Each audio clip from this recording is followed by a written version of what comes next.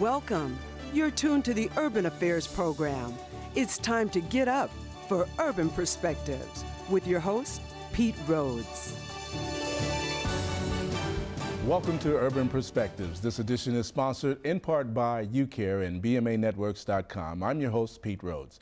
On this episode of Urban Perspectives, we look at domestic abuse prevention, substance recovery, and kicking the smoking habit. This program spotlights organizations that help others overcome these issues and develop personal successes. Thank you for joining us here on Urban Perspectives. My first guest is a youth therapist and a doctoral candidate in clinical psychology, which gives him the qualification for his position as a therapist to youth impacted by domestic abuse and as well men with abusive behavior.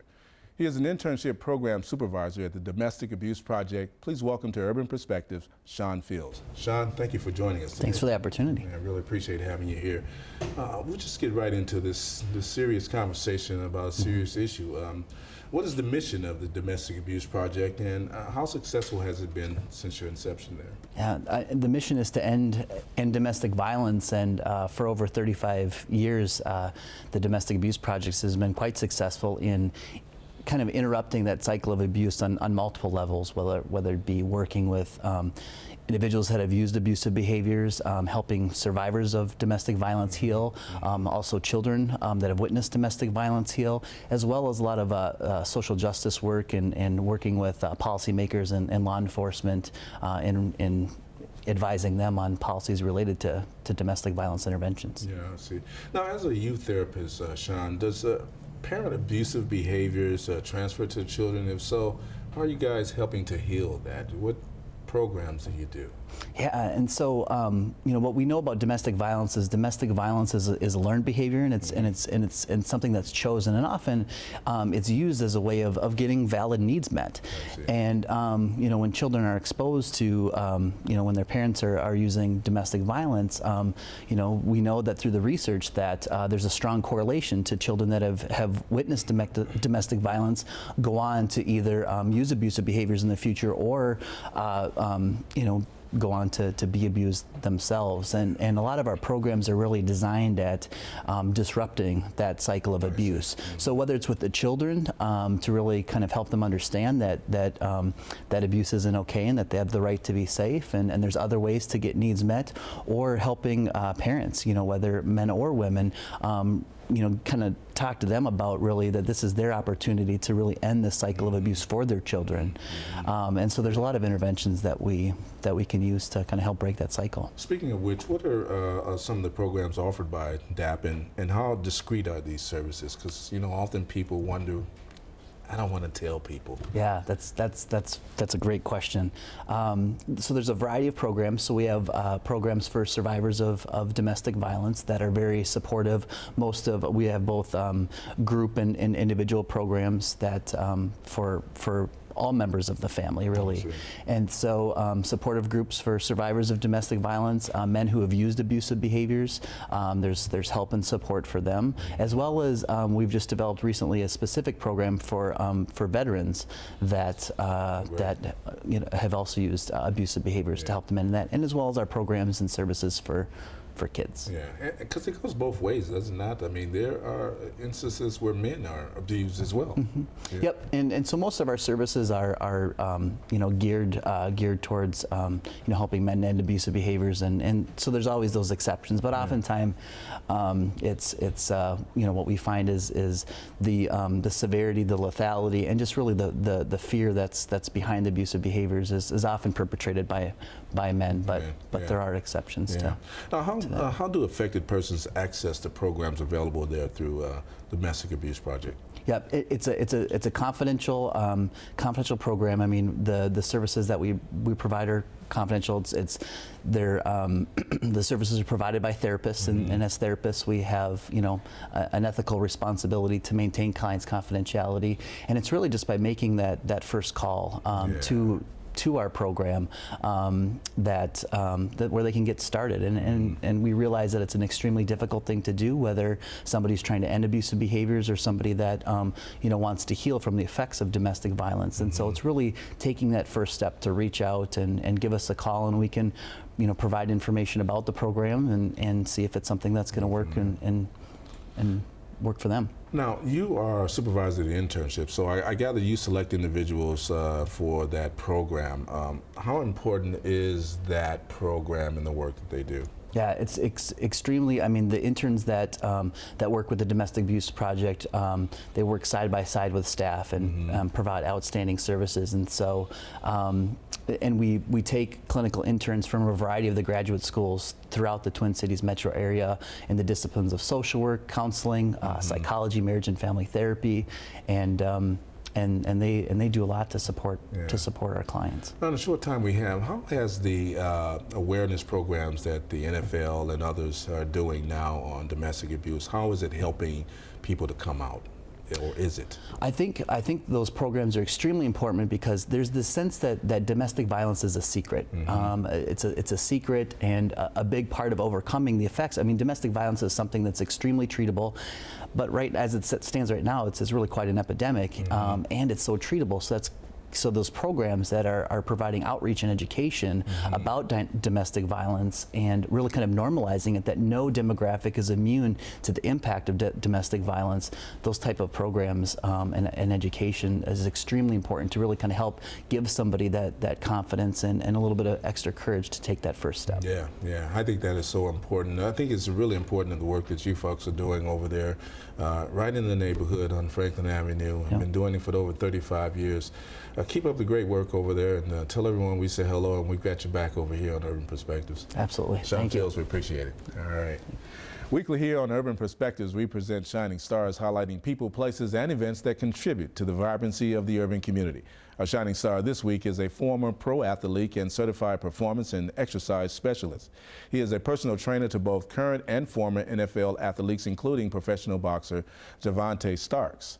Please welcome Get Fit with Monty Bailey here for your Shining Star. My name is Monty Bailey. I'm a business owner of Bailey Fit Personal Training, corrective exercise specialist, performance enhancement specialist, training out of Los Campeones Gym in South Minneapolis. Since a young kid, I was always that stronger kid. I was always faster. I always had a passion for work. I didn't know it was a passion at the time. I just liked to do it. I got started in 2010. After I was done playing football, I continued to train with my trainer, who was a strength and conditioning coach for the Vikings, kind of to help, give back to him. I would help him out training the other college guys and the high school kids, and I really found a passion there. That's where it started, and I decided to get my education in it, get my certifications, and later on went to Concordia to study for my degree in kinesiology. I'm also a coach with YoPro, UPro Fitness, established by E.J. Henderson, as well as his foundation. So we work a lot with the kids, teaching them about physical fitness and nutrition all throughout the week, every week. I see a lot of youth, they don't have an outlet to let out their aggression or frustration. And for me, that's where I found it in fitness. And I think it would really help a lot of kids now as an outlet if they really embrace it as that. I know our community is just plagued by the high blood pressure and diabetes and the things that come with our eating, our nutrition. So just trying to teach different ways. I guess if you knew better, you would do better. A lot of people really just don't know the alternatives to frying their food or the difference between a saturated fat or an unsaturated fat. Just simple things. It may be simple to me, it's not simple to other people. You only get one body. We only get one shot at it. I know a lot of people live like we don't get 9 lives. And I believe you take care of your body will take care of you. Monty Bailey, personal trainer, Bailey Fit Personal Training. You're watching Urban Perspectives. Thanks, Monte. After watching the drug problem grow among her students, our next guest wanted to do something to fix the problem. Hear her inspiring story. Meet Patti Mcconaughey next on Urban Perspectives.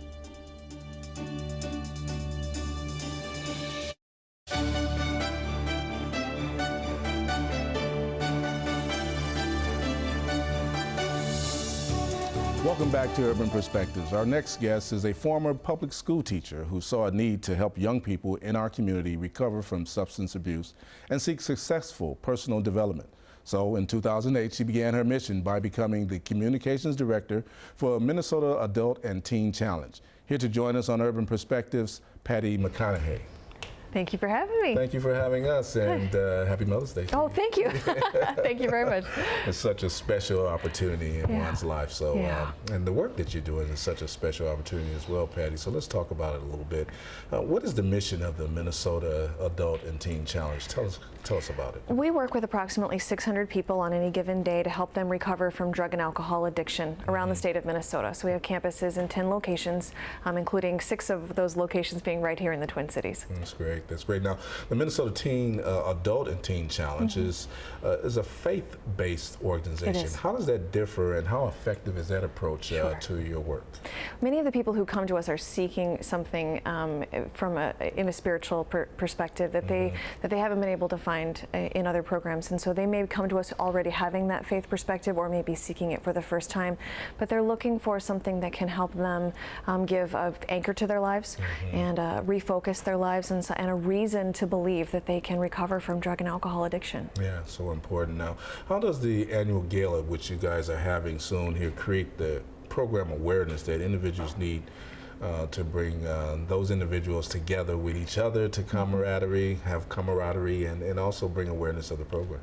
Well, one of the things we do is that we bring up right here in the Twin Cities approximately 1,700 people from around the community together right across the street here at the Hilton, and we have people from the political community as well as those who may be looking for a treatment program themselves. They're all housed right in that room, working together on the same issue and talking about things and learning the newest, latest things that are going on, both in treatment but also in the trends that are happening in addiction. We see as one drug falls away, another one comes up as a wave, and it really can be very very blindsiding for the community to find out, oh my goodness, I had no idea that heroin was back on the scene, or I had no idea that cocaine was back. So it's really it's eye-opening every year. Wow, that's difficult to kind of deal with on a daily basis, but such an important work to do.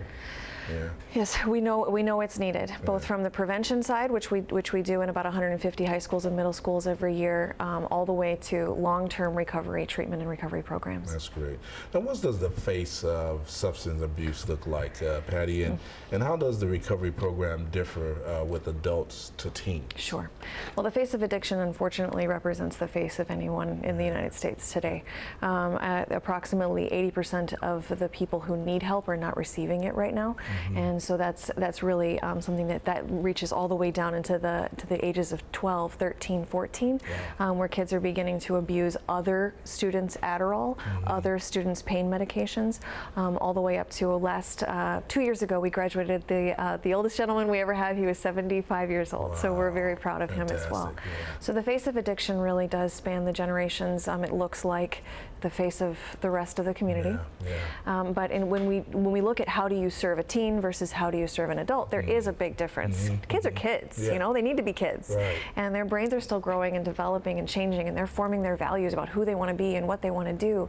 And so we offer very different teen programming than we offer for adults. But adults also have gone through some things where they've lost a lot to their addiction. And so there can be some need for a different kind of counseling for people, maybe marriage and family therapy as well, that comes along with adult treatment programs. So we really try to meet the individual where they are, and because we have a wide variety, a huge range of programs that we offer, we're able to help somebody find the program that's right for them. That is so fantastic. Now, how can others with your passion, shall I say, and you do have passion, I can see that. How can they help? I know there's always a need for volunteers. What do they do? Well, volunteers can come alongside us in multiple ways. We have one-day events where people can come out and help us with our new teen camp that we're building, all the way to mentoring someone who's in the program, and that's a lifelong relationship that you can build with somebody where you're walking alongside them. You don't even have to be in recovery yourself to be a mentor. Just living a sober and healthy lifestyle can really be something that someone has never seen before if they've grown up in a family of addiction. We have a lot of opportunities. mntc.org, you can find out about our events, about volunteer opportunities, or you can download an application today. And our admissions department is open Saturday and Sunday. So we'll happily take those phone calls today. Well, Patti, we really appreciate you stepping out of where you were into where you are now, and I can tell you're doing a fantastic job. I look forward to building on this relationship with the organization. Thank you. Well, thank you so much for coming here. Thank you for having me. I appreciate it. Patti Mcconaughey. All right. Over 500,000 Minnesotans continue to smoke. Now hear how Clearway, Minnesota is helping to break that habit next on Urban Perspectives.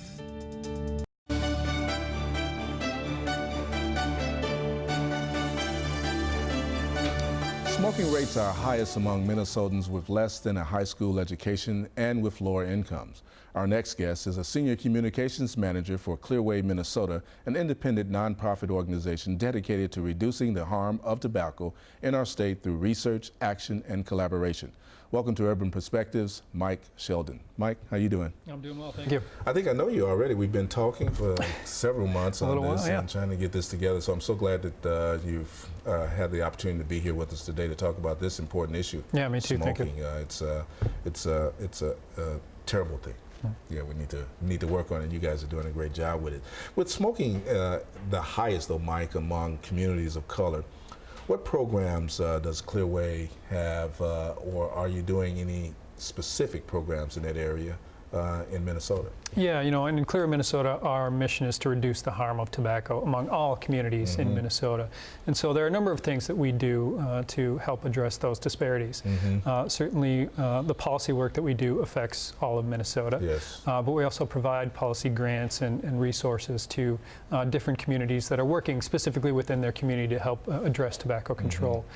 We also have what we call our LAMP program, which basically empowers people within communities and builds leaders and trains them on those tobacco issues, and then they can bring that back to their own community as well. That's great. Now, what factors, in your opinion, have been effective in reducing smoking, you think, here in Minnesota? Yeah, you know, and what we know about this is it really is a comprehensive approach that's going to drive down the smoking rate and help people quit. So it is things like having a strong smoke-free law, increasing the price of tobacco, having access to cessation programs, stop smoking programs that can help people quit, and a marketing campaign, you know, an anti-tobacco marketing campaign. All of those things working together are really going to be most effective at helping people quit and driving down the rate. Yeah, I know I appreciate the non-smoking in locations and places that you go. I mean, over the years, we used to go to different places, come home, you had to hang your clothes outside. Yeah. Well, it's been very popular, yeah, people definitely like it. That's great. Now, tobacco companies have used, Mike, marketing to lure smokers in the urban communities, in particular in all communities. What does Clearway do to kind of counter that? Yeah, and you know, ever since we were created, we've always known that we needed to have a strong marketing campaign. I mean, the tobacco industry has lots of money at their disposal. Even though we don't see advertising on television or radio anymore, they're still spending, you know, close to $1 million every hour in the U.S. marketing. Every hour? Marketing their products. Wow. It's a ridiculous amount of money. So certainly we need to make sure that we have, you know, our own marketing program, and so we do that to let people know about the resources that are available. The Quit Plan Services, our program to help people quit smoking, as well as to really call out the industry and point out the fact that tobacco is still a problem in Minnesota, and they're the reasons why. Yeah. Now, what is the most dangerous, you think, smoking products currently drawing the attention of potential smokers, young smokers, and how is Clearway making them aware of those? Yeah, and you know, every tobacco product is dangerous. You know, there's no safe tobacco product, but certainly one that we are concerned about are flavored tobacco. Yes. You know, cigarettes can no longer have any flavoring in them other than menthol, but little cigars, cigarillos, chew, other tobacco products can have flavors and things like, you know, strawberry, grape, bubble gum, things that are appealing to youth, and so that's concerning us, and it's certainly one that we want to address and look at with policy or other issues. Yeah, I know you had a commercial. It was like an ice cream truck. Yep. And it had all these different flavors on them, but they actually were cigarettes. Right, exactly. Yeah. And you know, the tobacco industry unfortunately has a long history of promoting their products towards kids. Yeah. What about those little, those new inhaler scenarios? Has any real evidence come out yet on those? Yeah, so the e-cigarettes, and those are, you know, they're a newer product. We don't know, there aren't any long-term studies looking at the health impact of those. And they also are not a regulated product, so you know that's still a bit of a concern for us. We know they're certainly growing in popularity, especially among young people, but we would want to urge caution about those because we just don't know quite enough about them yet. Yeah, I see a lot of people huffing on them a lot of times now. How successful has smoking reduction programs been, and Mike, and what advice would you give as a Clearway representative to give people who are trying to quit some courage? Sure. Well, so first, we have been successful at reducing smoking rates in Minnesota. From 1999, we had a smoking rate of about 22-23% among adults. Currently, we are now around 14.4% among the adult smoking rate, which is lower than the national average, so that's good. Yeah. And I would tell people who are thinking about quitting is really, just have a plan of attack ahead of time. If you just wake up one morning and say, I'm going to quit, cold turkey, that's it, unfortunately, you're not very likely to succeed. Yeah. But if you can identify what your triggers are, what your cravings are like, then you know what you're going to do when something like that pops up, and you have a plan of attack to address it. And the good news is that everyone has that free help available to them from our Quit Plan Services program. So if they want to get that free help, they can get it. Yeah, and you're doing a program currently as we speak, which is hopefully encouraging individuals. Yeah, some extra motivation. We're running the Quit Cash Challenge, so people can have an opportunity to win $5,000 if they're quitting right now. So yeah, we'll be announcing our winner of that at the end of the month, but we're looking forward to it. Yeah, well, more incentives to help whatever we have to do is an important issue that we all stay healthy, live longer, and put the cigarettes down. Exactly. And the chewing tobacco, right. and all the other stuff. Mike, thanks for coming on. You. We appreciate finally getting you here from Clearway, Minnesota. Mike Sheldon, thanks a lot. Thank you. All right. Thank you for watching this special edition on personal development here on Urban Perspectives. I'd like to thank my sponsors, UCare, BMAnetworks.com, my guest, our shining star, and of course you, the audience, for getting up with Urban Perspectives. Visit our website at urbanperspectives.tv for information on our guests and where you can find links to previous broadcasts. And you can help us grow by liking our Facebook page.